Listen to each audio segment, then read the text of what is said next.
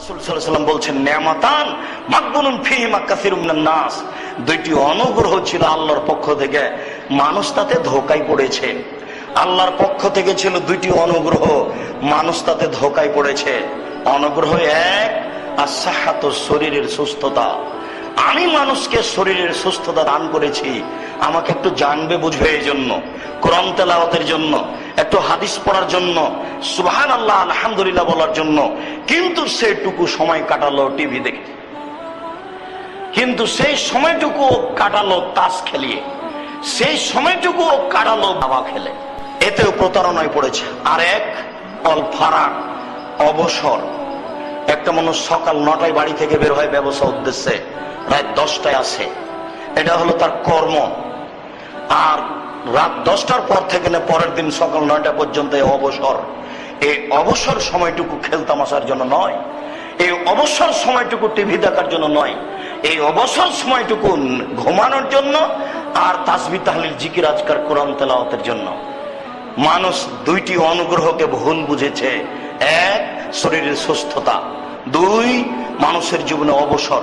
আমরা তো বুঝেছি যে চাকরি শেষ হয়ে গেলে অবসর, রিটায়ার্ডের নাম অবসর। জি না, আল্লাহ তাআলা বলছেন আমাদের নবীকে, ফাইদা ফারাগতা ফানসব ওয়া ইলা রাব্বিকা ফারগাব। যখন আপনি আপনার কর্ম থেকে অবসর হবেন।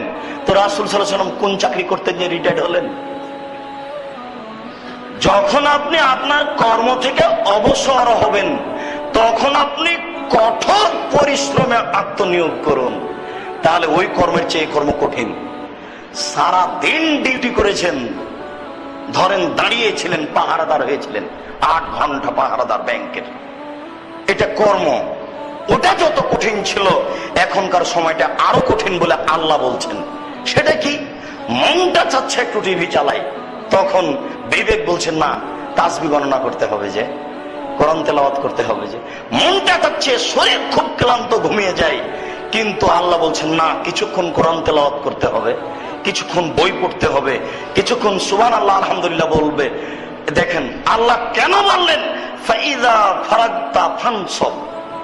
যখন আপনি অবসর হবেন, তখন আপনি কঠোর পরিশ্রমে আত্মনিয়োগ করুন। আপনাকে আমি বুঝাতে পারছি না, আপনার কর্মের চেয়ে আল্লাহ ইবাদতে যেটা লাগবেন এটা বেশি কঠিন।